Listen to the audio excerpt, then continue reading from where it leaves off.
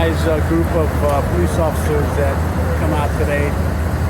They're here on their own time. Either took time off or it's their day off or whatever to come down here to help us today. Right. And I'm with Captain Chris Beitzel, and she wants to share with everybody a few words about, I guess we can call it. Yeah, Special Olympics. Absolutely. Go right ahead. So we're going to run about 5.5 miles and hand off the torch to another agency, and we're doing this to raise funds and just awareness for the Special Olympics. We do it every year. So a bunch of us just come out and make sure that Acton PD is represented. What's better than the Special Olympics? Nothing. Comes our runner.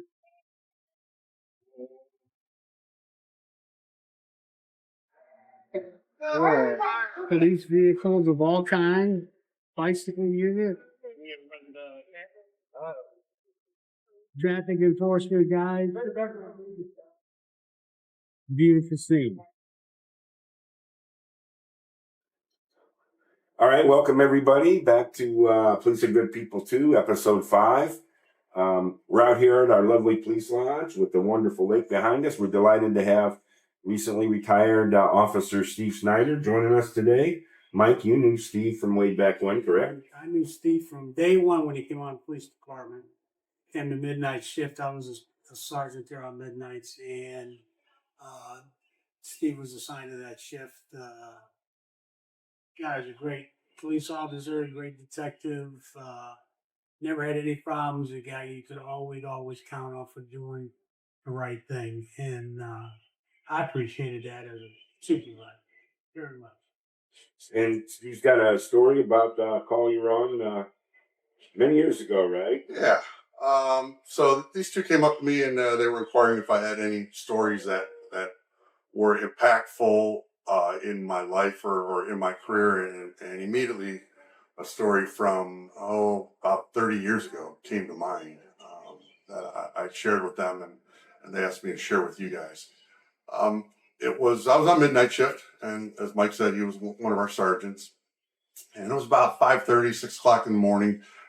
Very busy night, and we had just finally had a chance to sit down and try and grab a quick bite to eat. So we had gone into a local restaurant, just sat down, talking for a few minutes, and a call went out of an unresponsive baby who was not breathing, and they requested that we back up to the fire department. So, of course, my partner and I took off, ran out of the restaurant, got in our cruiser, and and obviously drove to the house as quick as we possibly could get there.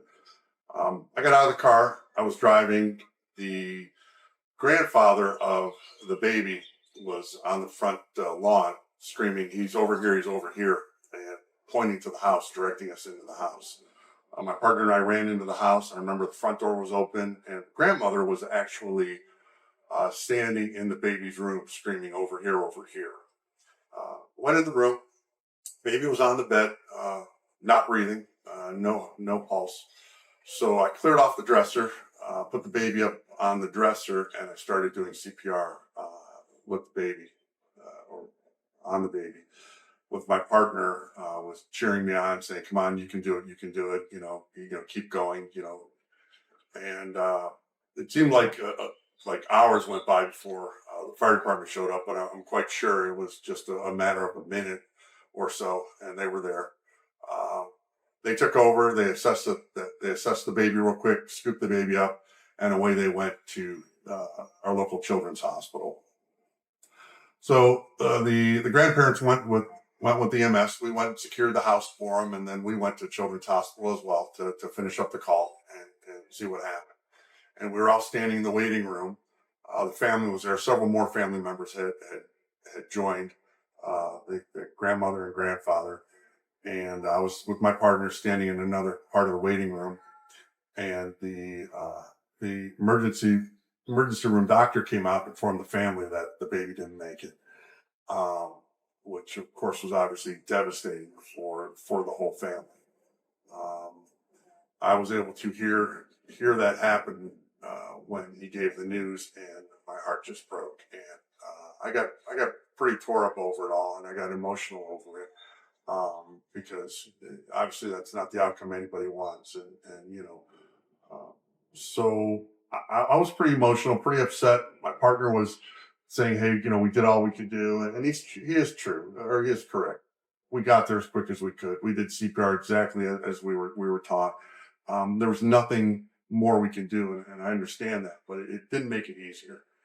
Um, but as we were there in the waiting room, the part that was so impactful and made the story so memorable for me was the grandfather, who was with his family, and obviously they were devastated, saw that I was upset, and he broke away from his family, came over to us, and gave me a big hug and said, "Thank you, officer. I know you did all that you could do." Um, and that was a hug. I could still feel that hug. 30 years later, I could feel that hug right now. It just meant that much to me. Uh, that here was someone grieving the loss of his grandchild, and that he was able to pull away and console me, someone he had never met, and I've never talked to him since then. I haven't seen him since then, um, and I'm quite sure he doesn't know the impact that hug made on me, throughout my career. Now into my retirement, because it did. And I guess that is, and I started thinking, if I can go off a little bit. Sure. I started thinking when Mike and Paul asked me to do this about, things, small things that impact an officer's career. And the problem is that the public, you just don't know what small thing could impact an officer's career, whether it be impact them just for that day, or maybe for that week, or for the career, or in my case, that story and many other stories that I have will impact me my whole life. Something small and inconsequential as that. And it could be something small. I related a little bit earlier to these two. Just a very trivial story, but I remember I used to work a side job at a local mall in uniform. And a little boy came up to me, and I could tell you right now exactly what he was wearing. I could tell you what he looked like. I could tell you where I was standing in the mall. He came up to me, ran up to me, tugged on my pant leg, and I knelt down. He held his hand out, and he thanked me for my service. And they went running back to his mom, and I walked over, and she goes, he asked to do that. She goes, I didn't tell him to do that. And so here I am. I guarantee that little boy has no idea that I remember that story. He doesn't remember that story. But here I am 25 years later. I remember that story.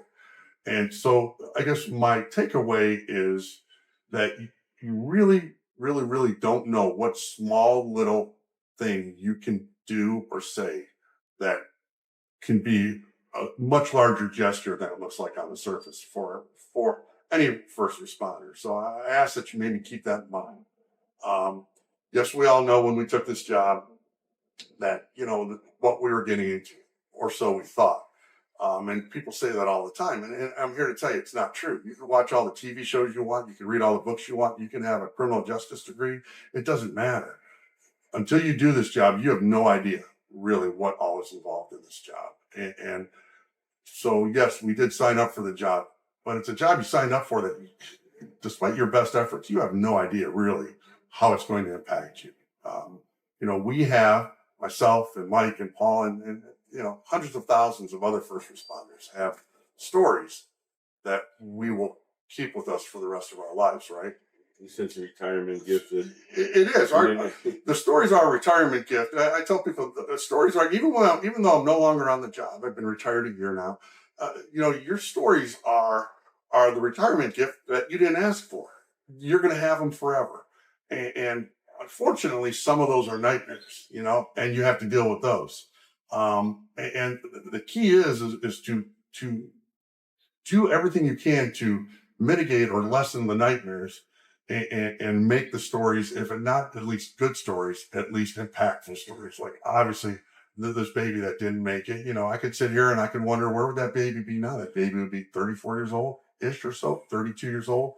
But to at least make the stories the best you can, because you're going to carry them forever. And to do that, the public, it plays such a large role in the outcome of those stories on all of our minds. And it can be something as little as that little boy at the mall that ran up to me and pulled on my pant leg and shook my hand.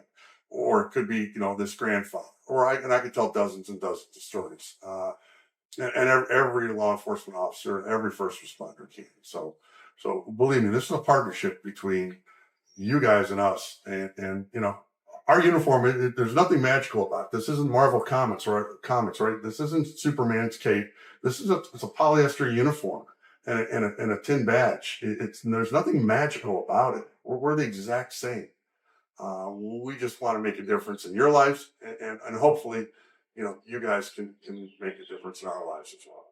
Thanks a lot, Steve. It's a heck of a story. You know, that's the purpose of our channel.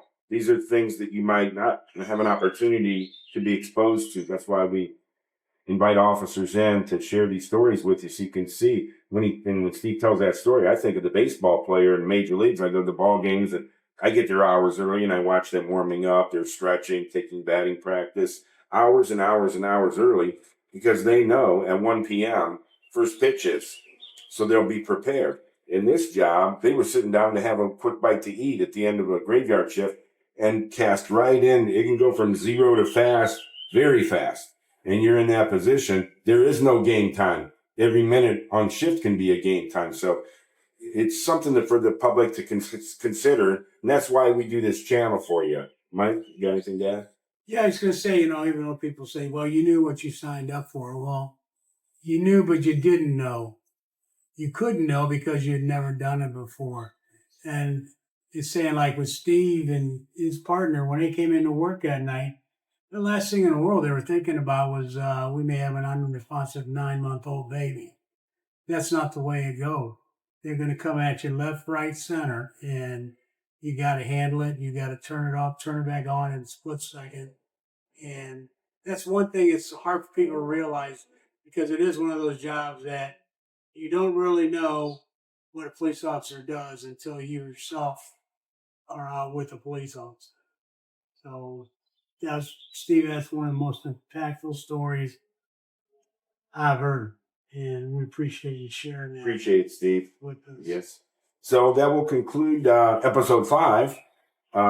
Feel free to write a comment on any of the episodes, or if you have a law enforcement related question, you can get a hold of us. We have an email, police are good people too @gmail.com. Feel free to write in, and Mike and I do our best to answer any questions and things like that.